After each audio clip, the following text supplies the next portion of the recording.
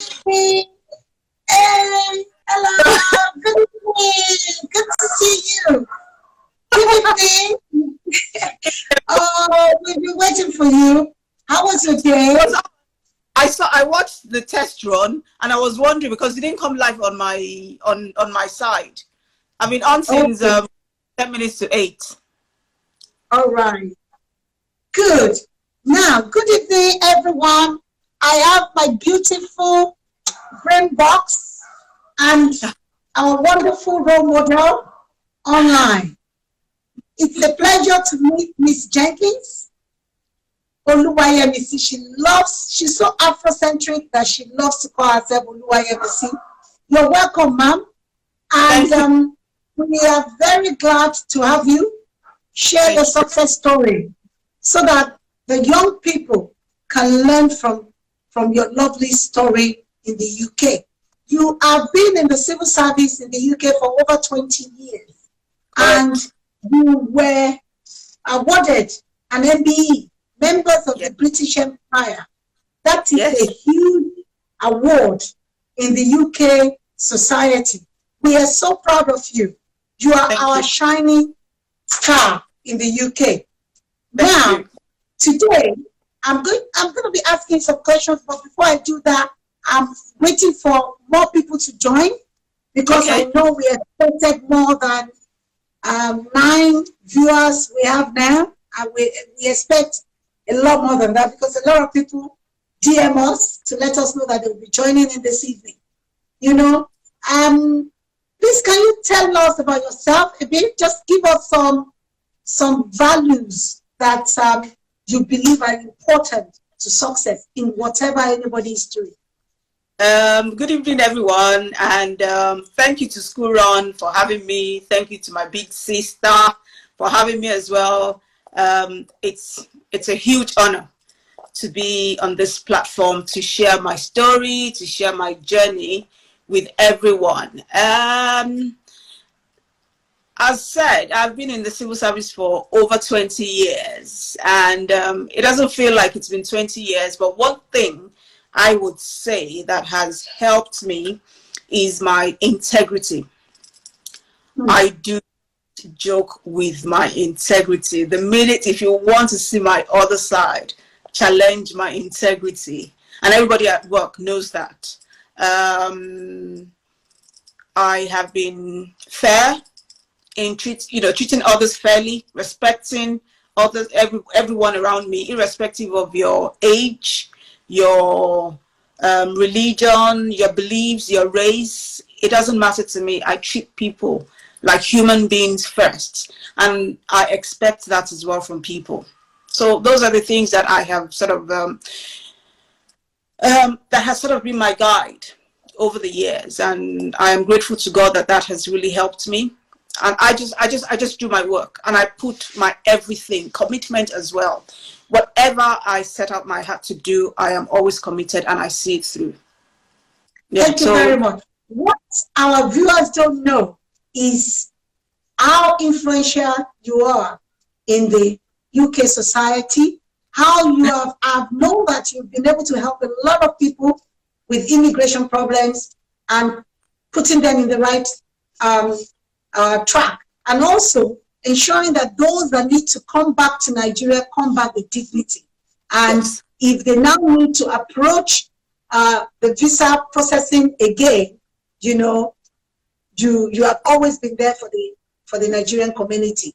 And also, it's quite funny that you mentioned the word integrity. I'm so happy that you did that because integrity is a big thing that our young ones needs to imbibe. When you say good morning, make sure it's good morning. What is integrity? Integrity simply means you mean what you say and you say what you mean, basically. correct. So you're not saying something and then acting the other way. So basically, having integrity, if you're listening to me, the first value that our guest today, Miss Yemisi Jenkins, MBE, have just shared with us is integrity. This program aims to highlight success stories, achievements, and the values that help our celebrity that we bring onto the program. Now, Yemisi, can you tell us your perspective of quality education and how standard of education can be enhanced in the country? Education is very, very important. Education is key to success. Now, let me now go a step further. A lot of us, I schooled in Nigeria. I'm very proud of my alma mater. I went to my primary school, Command Secondary School, Yaba, and then I went to Lagos Anglican Girls Grammar School, Surulere, very, very proud of LAGS, that's the acronym, and then I proceeded to University of Jos, where I studied general anthropology. Yes, so education has been in Nigeria. Believe it or not, since I came to the United Kingdom, I have not attended any formal education in the UK. But you see, when we talk about education, I think it's the four walls of a school. No. Education wasn't that. In terms of academics, I think we need to go back to the basics, because when you don't have a good foundation is very, very key. When we don't have a very good foundation, then when we begin to mold on that foundation, it cannot last. And that is what we're seeing now. I remember when I was in Lagos Anglican Girls Grammar School, I still remember my principal, Mrs. Labode. You have to sit upright and chest out. Even up till today, when we meet the upright and chest out, I remember. Yes. Like a lady. Anyway, I remember there was one day I ran into my principal in Lakeside, and she said, "Girl, chest out," and I'd had two boys by then, and my boys were beside me. So, yes. So I thoroughly enjoyed my secondary school days, and I'm grateful to my principal, my teachers, my classmates, that we went through that journey together. But it's so sad that when you look back now into what we now have in Nigeria, it's heartbreaking that in terms of academics, and Nigerians are very brilliant. That is a sad thing. Nigerians, wherever we go in the world, we excel. And people know us well. There is no country that you would go to that you will not find Nigerians excelling. Now, going back to Nigeria, our country, our dear country, I think we all must come together, work with the Ministry of Education.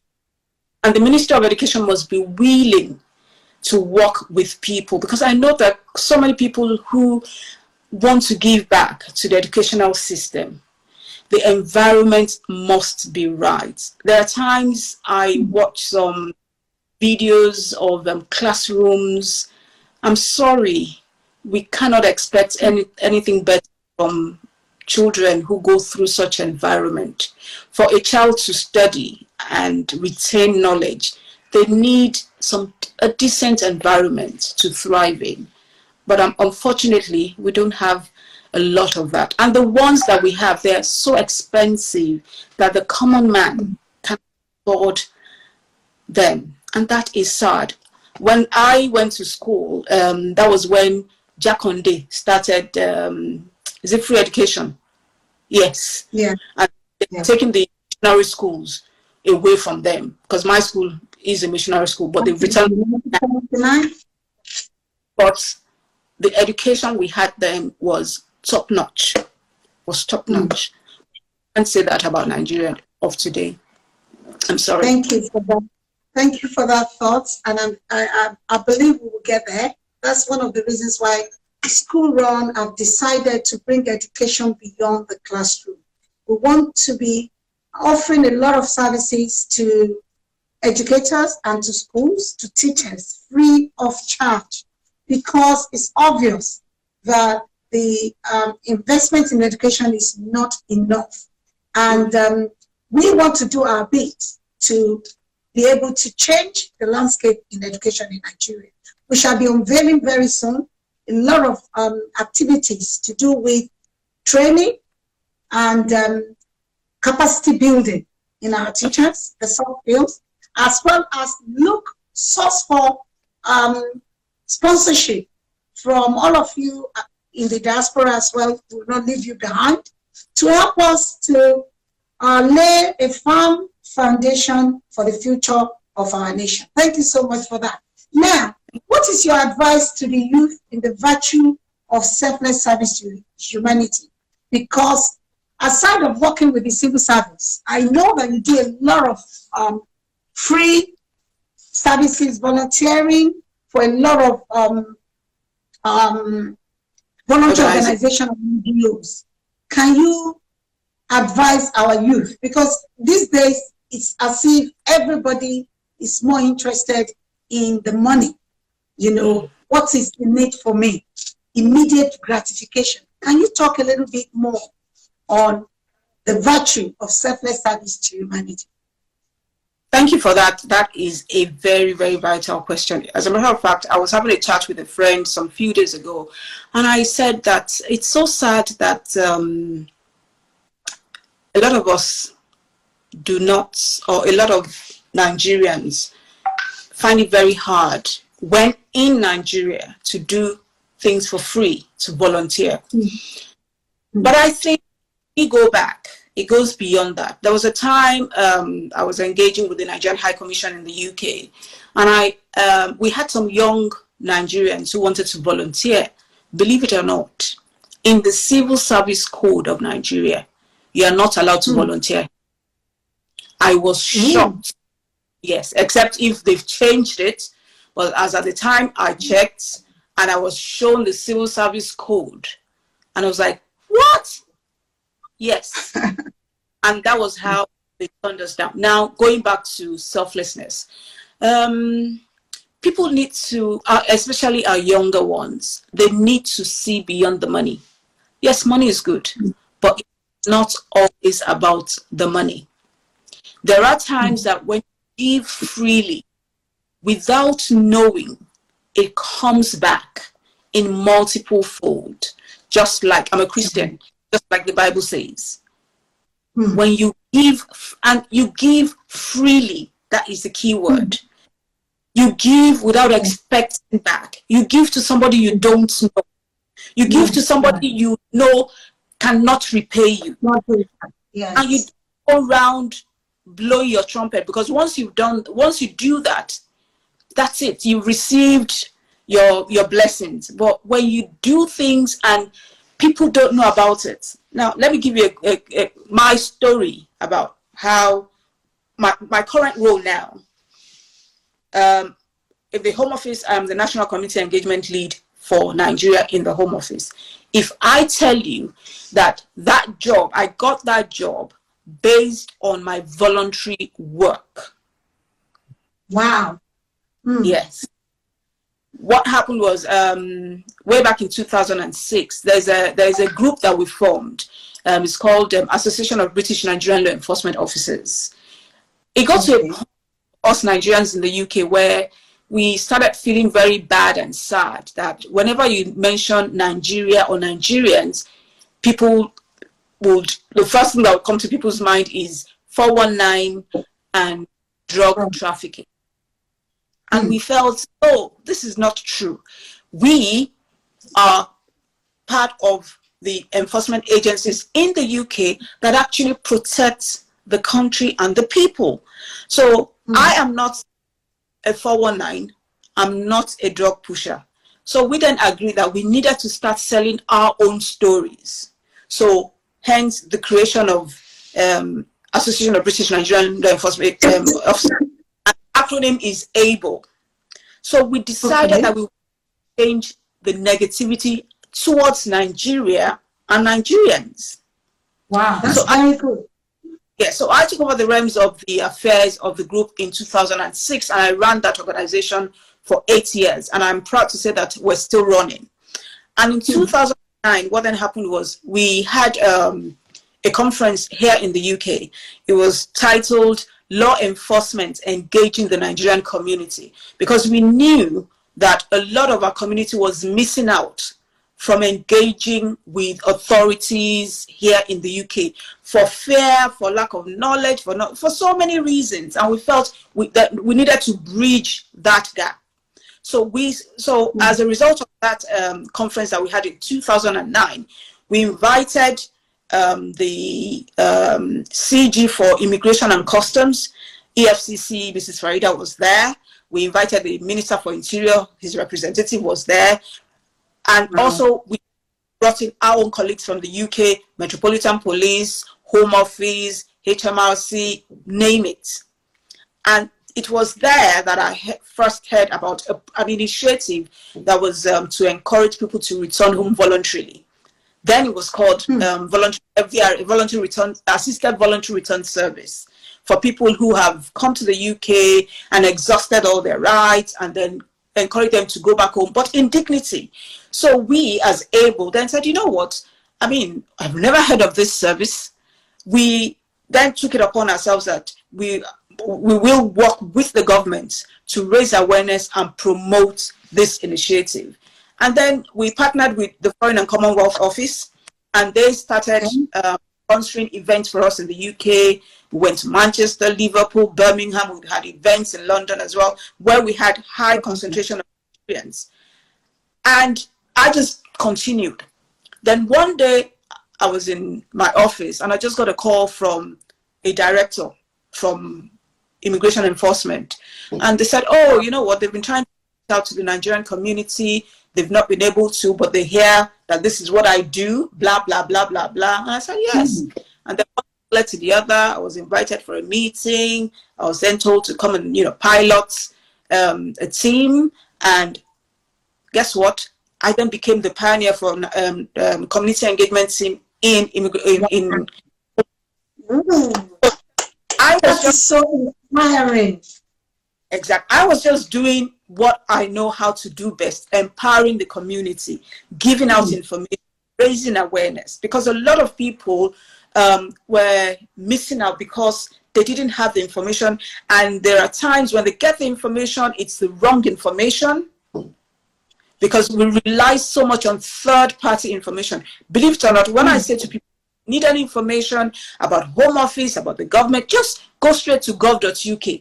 They will still rather listen to a third party. So for me, doing things naturally, just helping people, not because, even before I came to this country, but one thing that stands out for the British people, and I doff my heart, to them, is the fact that they give without expecting. And that is why you find missionaries going to places, sleeping in rough places. I mean, some of us, if they tell you to go and camp somewhere, you'll be like, you have to take your bed, you have to take your this. They'll go there, drink the water, sleep. So that selfless, we need to develop it. We need to start encouraging our young that when you give freely, the way it comes back, you will be amazed. And it is very, very, very fulfilling. Thank you. Thank you so much for that inspiring story about how you got your job. That is so inspiring. I'm so excited to hear that, because somebody somewhere is listening, and this will be a blessing for them. I've always also wanted, I've always wanted to give wherever I am. I've always been giving as well, because I remember my own time too in the UK.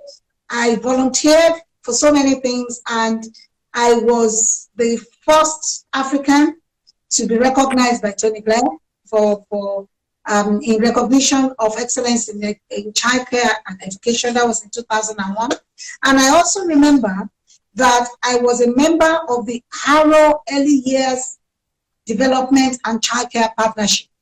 And on that board, I was exposed to a lot of things, and that actually prepared me for what I'm doing right now, because I was part of those that make decisions for funding, for giving funding to private childcare providers, and so on and so forth. So really, I would like to encourage our youth to take a cue from what you've just said, and we will also, as School Run, will be looking for opportunities to ensure that we give them opportunity to intern, for example, so that they have the opportunity to work for free, to gain experience, to gain the work ethics, because the work ethics in our young stars are very, very poor, you know. Thank you so much for that.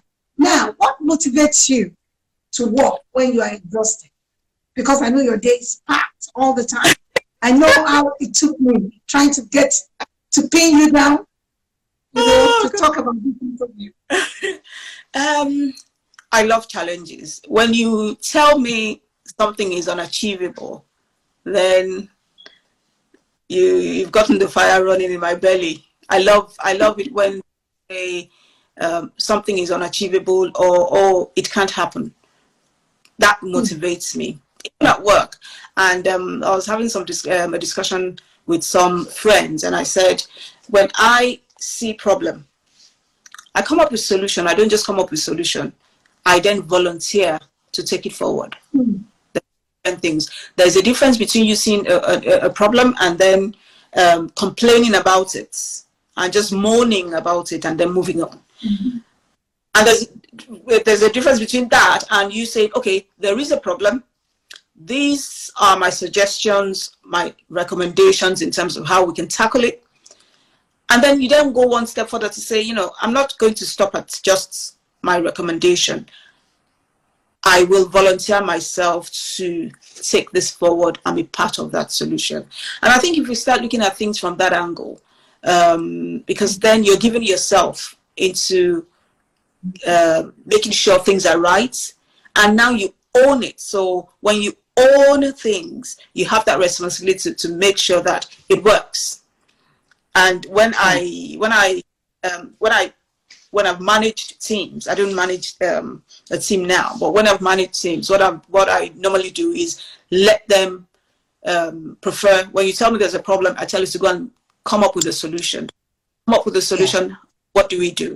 So that when people own things, it makes them feel part of it. But a lot of times, and you know, unfortunately, the culture in Nigeria, the work culture is such that even when you're paid to do a job, you're not allowed to think the job through to prefer solution and then own it. So a lot of times people think solutions are dumped on people. So, okay, you've given me the solution. I'm not part of it. I don't feel like part of it. So I don't own it. That sense of ownership is not there. But when you bring people on board and you make them feel like they own it, you would see it.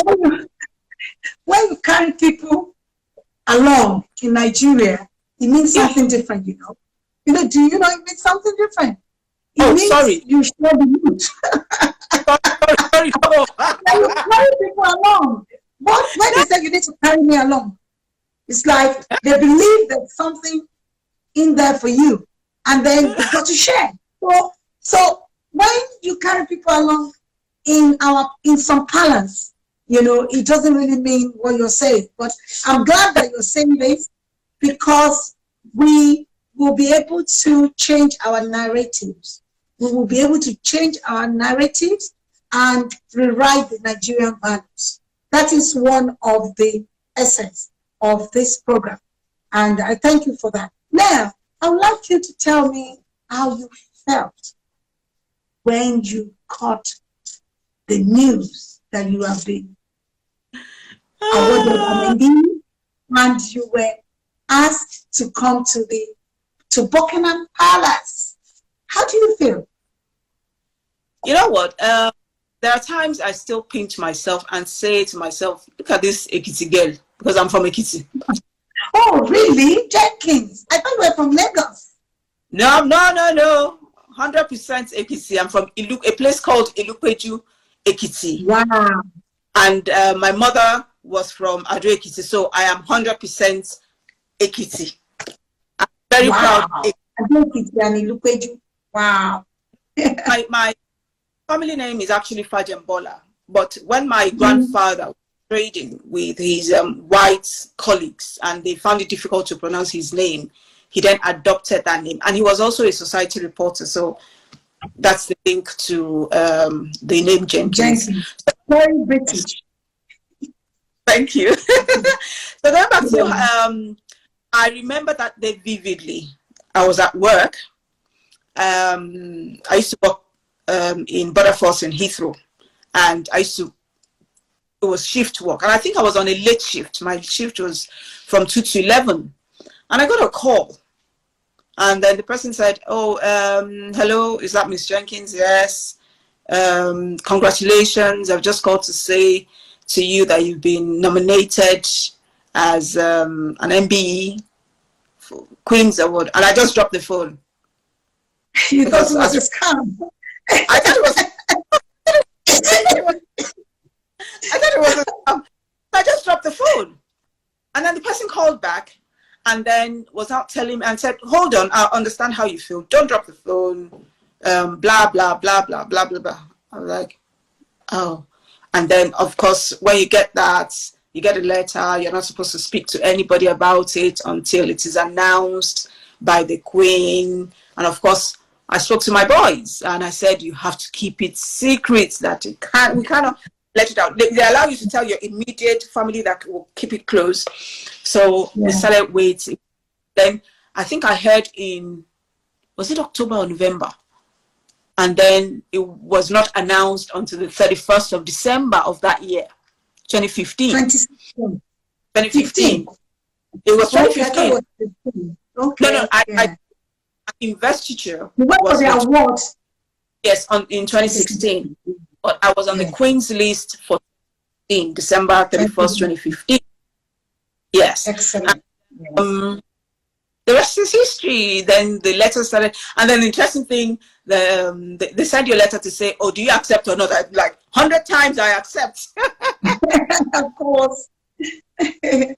Congratulations once again. Thank you for making us proud. Now, what did it entail to be an MBE? Well, I was nominated from work. It was as a result of my day job, not even my community work. Okay. I was on two fronts for securing the borders that I cannot discuss for security reasons. The other side was the fact that, and this is part of what I mean by just do what is expected of you. Step out of the box and do things. What had happened was, way back in 2014, managing a team, noticed that a member of my team had some issues, and I started looking out for help for that colleague of mine. I couldn't find any. Eventually, when I realized that there was a lot of inconsistencies around civil service dealing with mental health, and I took it on. In fact, some of my colleagues did not think it was going to happen because this was a massive thing, but I just kept on. I just kept at it. I had a chat with my director general and things like that. I just did a lot of work because it was not fair. We're all civil servants. Some, having free access to mental health support service. Some were having to have only just 6 months, which was unfair. And eventually, it went through and the policy was changed. So as a result of my work, every civil servant now has access to mental health support. Wow, every civil servant. I'm so proud of you. Wow. Wow. I will have to bring you back on this program and do a proper promo for you, because I'm not having a lot of people listening to this, and your story is a story that needs to be shared widely. It's a pity. We've had like 15 people watching. I don't know why our followers are not watching. We need more people to listen to this lady's story. And there's something again that I know that the Home Office is doing right now. I think they are giving some concessions to some people on immigration in the UK. Those who come in at a certain time, I think we will fix another day for that, because if I take you up on that now, there will be too little people to share that. Anything that has to do with work, that would have to be done properly as work. Exactly. Yes. Yemisi Jenkins, and that is it. And then, they obviously talk about my day job and talk about the things we do in the community. I chair a group now called British Nigerian Safeguarding Consortium. We have a Facebook page. Can you say that again slowly so that we can catch it?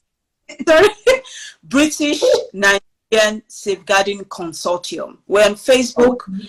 And what we do, the group is about adult and child vulnerability, because about 2 years ago, I realized that a lot of Nigerian children were being taken away from their parents.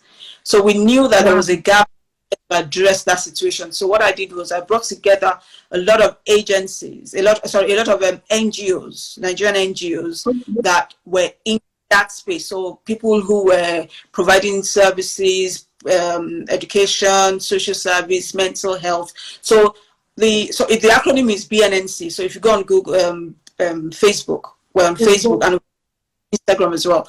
So what we do is we promote and share information. So if you go on our website, on our Facebook page, whatever information that people would benefit from, we post it there. Currently, the one you're talking about is about unfortunately, we've lost a lot of Nigerians that have died as a result of COVID-19, and a very high, unacceptable number of African, Caribbean people have died. So what they've done is those that were in NHS, their families are being granted, obviously, and I say to people, this is where it gets tricky, applied for indefinite leave to remain. So what the government is saying is it is going to be free, whereas before they would charge. And also there's what they call surcharge, whereby even when people come and work in the NHS and they have to pay, even though you work in the NHS,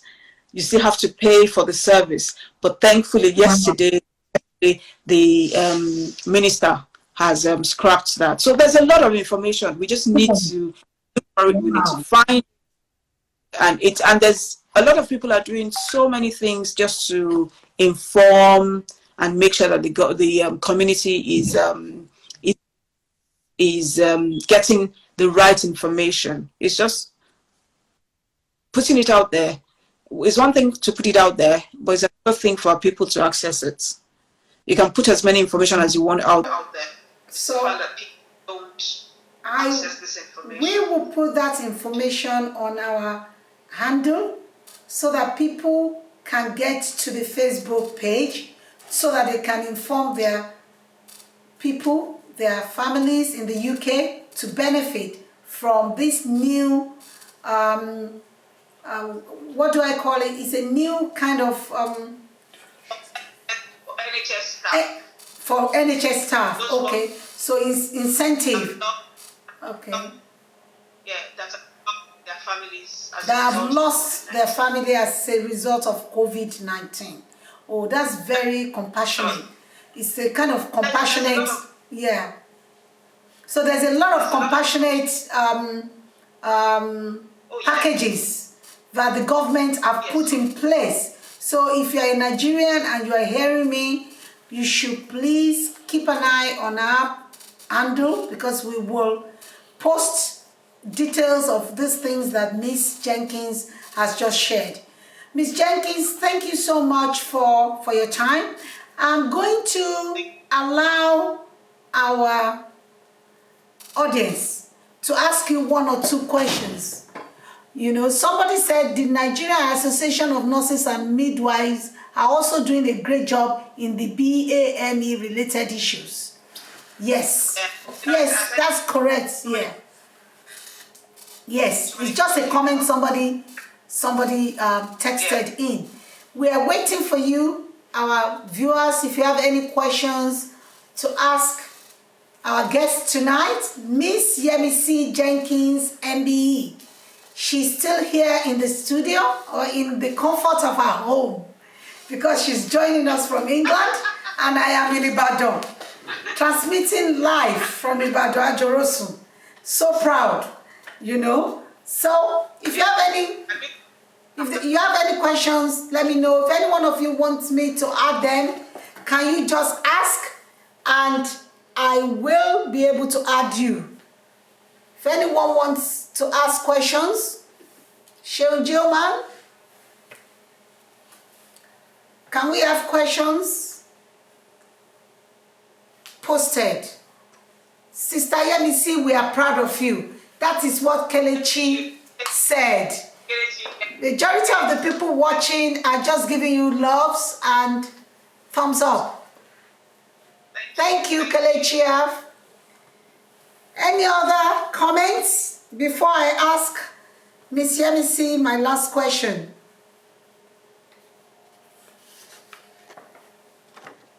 Okay. Now, my last question for you tonight. I hope you're not feeling too tired already. Okay. Based on the facts that you've given us, how can education as a tool for excellence correct these anomalies and make students be more focused with their academics? Anomalies like lack of integrity, like love for money, like laziness, idleness, sloppiness. How can we use education as a tool for excellence to correct all these ills?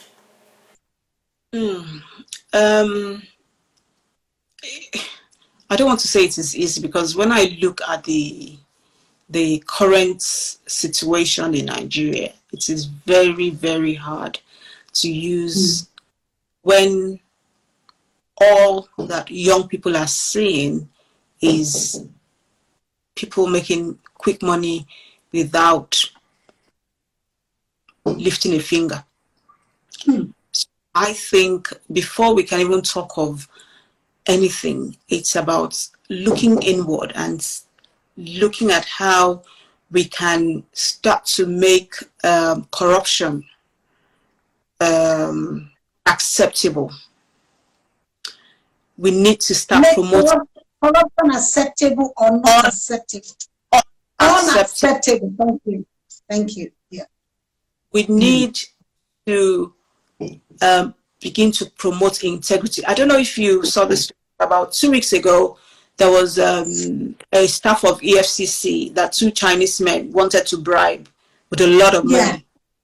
That I was so proud. I was so proud, because that EFCC officer could have easily taken that money and carried on. Yes. But and I'm sure in his lifetime, his whole salary, he probably will not earn 50 million naira.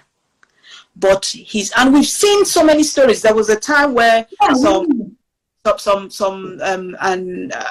one, not twice now. Maybe people leave their purse in taxis. Lady who was cleaning the toilet, and she saw she saw a bag of money, and she returned it, and she even said some people were abusing her, that you will never make it in your life. You know, there are a lot of good Nigerians, to be honest. You know, we have some burdens. We need to start promoting this so that our young people will see the benefits of integrity and honesty. Okay, hold on a minute. There's a question that just came in now. They said, Miss Jenkins, are there people you mentor? And I focus more on young boys, and this is because this is because we have so many. There's a lot of support for our girls. Yes, we still need support for the girls, but for every help that a girl will get, the boy, we struggle very, very hard. And I guess for me, the fact that in the UK, a lot of our boys are in gangs, a lot of our boys are cleaning themselves. So for me, and I have boys as well, I only have boys, I've got 2 boys. So I have always been passionate about young boys, about mentoring young boys, about engaging with them, and just having that chat that no one else. If you look at mental health, there's no help. There's really, by the time you count like 10 organizations that will provide support for women, you probably will struggle. You probably will struggle.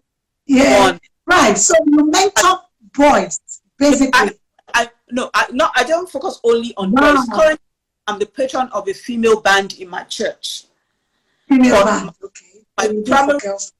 My primary allegiance is to boys, but that doesn't mean I don't mentor girls. Of course, I do mentor girls as well. So yes, the answer to that is yes, I mentor young people, male, female. Somebody is asking, in fact, some of the members of your church are actually doing, somebody from your church.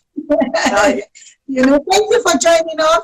Now, somebody said, do you have mentors, people you look up to? Oh, yes. Can you mention about four? Well, they are, the people I mentor are in my, that mentor me, are people in work, at work, in terms of, you know, mentoring. So I have a mentor at work, and that my mentor has been fantastic. In the wider society, my late father, wow. He remains my number one mentor. I look up to him. I look at what he achieved. My father was very honest for a military man. Yes.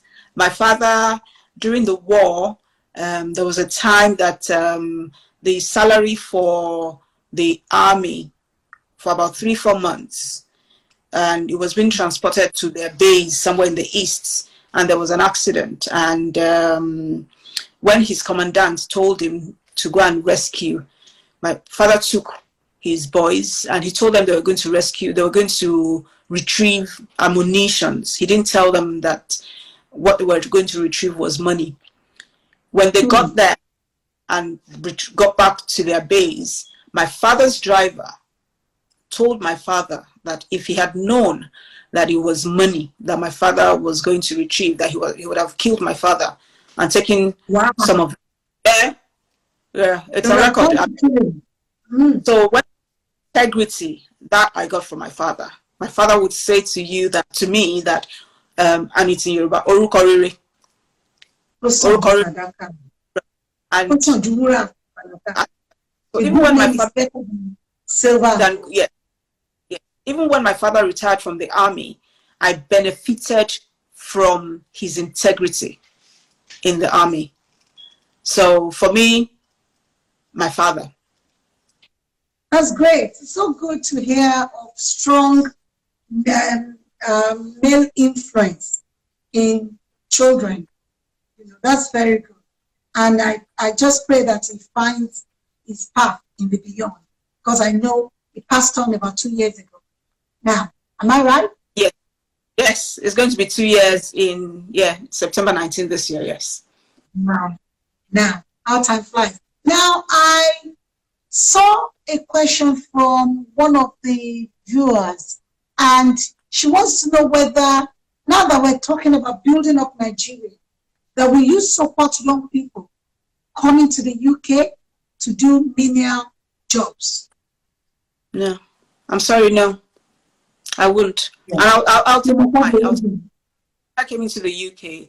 I was into business. I had worked in finance, set up a finance house for someone, set up supermarkets and things like that. You can say I was comfortable. When I came into the UK, I made up my mind that I was never, and please, no disrespect to anyone that did those jobs. I said to myself, I was not going to do any menial job. And to God be the glory, today, I can tell you my first job in the UK was in the civil service. Wow. Now, the thing is, the circle of friends you have also helps to channel or create what you have around you. A young girl came to me in church 3 years ago, maybe about quite a while now, and she said, "Oh, auntie, I want to apply to work in Barclays Bank, but my sisters said no, you're over ambitious. You need to go and work in McDonald's or KFC." And I said, "Girl, you are not going to work in McDonald's or KFC. You will go to Barclays Bank and work." Guess what? That girl is the manager in Barclays Bank today. Wow. So a lot of people have paid the price for us. I don't want to see young people going into any job from the lower, especially when you've gone to uni. You're at par with your white colleagues, have that opportunity to use it. But there's a lot of information. A lot of our young people do not know that there's what they call graduate scheme. There's a lot of schemes for BAME people as well.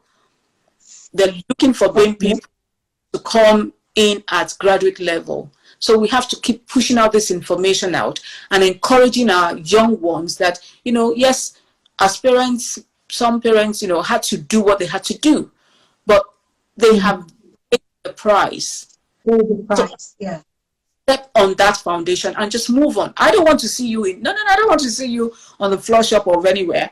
No, I want to see you as an executive in the bank. Exactly, whatever it is. You understand? And it's not, and if another thing is, and if it's not all, everybody will not benefit from going to uni. There's apprenticeship. Apprenticeship now is what my understanding of apprenticeship before. I wish I knew more about apprenticeship when my boys were going to go to uni. Because by the time I encouraged my younger son, who had fantastic results, and I just said, you want to go and do financial economics, I think you're better off going apprenticeship, because apprenticeship, you learn on the job, they pay you, And he said, and he looked at me and so some few days ago we're talking, I said, why didn't you take up the offer? I said, well, all I've heard all my life was university. Because everybody in my house, as a kid now, everybody went to the minimum. I think I have the least degree in my family. The others have, masters, multiple masters. So he then turned around and said, well, I'd heard so much going to university that I thought it was university. So please, we need to also look at those who would go down the technical route in terms of skills, because so many people, you have what do you call them now? People who are very good at technical things, plumbing, electrician, and these people make money, tailor and things like that. But having that basic education allows you to bring everything together.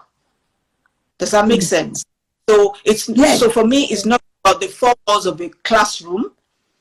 If we find out that the child is not that inclined, let us help them. But of course, you need basic education, because if you set up a business, you need to have that understanding to interact with people and have understand how to drop a business plan and things like that. That is what will be. I love I love the narrative you've just finished. And if you're a young person and you're listening, you know, it's not everybody that must go to the university. There's what we call apprenticeship route. And that route is very good for you to get to the top, especially in the UK. She's saying that she would not advise any young person to come to the UK and start and work in menial jobs. And I think we have paid the price. Those of us who have gone before you have paid that price. Even me, like when you were saying, I was telling myself when I got to the UK that I will not lie on my application forms, and I will not drive without passing. And I passed my driving test. And the day I passed my driving test was so funny, because I was a train driver at the time, and the guy who was my my instructor for the test, the examiner, she was so fascinated about the fact that I was a train driver. He didn't even pay attention to what I was doing. You know, I hit the curbs a couple of times, but he kept on asking me about the way the train works. And you know, I passed my driving test. Anyway, like you said, whatever you want to do, make sure that you focus and you mean it, and you will definitely get it. Just like Miss Jenkins, she came to the UK, she was determined that she was not going to do any menial job, and her first job was in the civil service. She has been influential in the civil service. She has made things happen for everybody in the civil service, not just the Nigerians. And at the moment, she's the Home Office lead for the Nigerian community. So I thank you for coming, madam, because we have to go off now because our time is up. So thank you so much for coming on, and we shall be bringing you again, definitely, because there are other things I would like us to talk about. I would like us to run an information session whereby we just give people information about their rights and the opportunities out there that they can tap into. Thank you so much this evening, and on this note I'm going to remove you so that you can have your beautiful quietness with your family. Give my love to the boys. Thank you. Bye.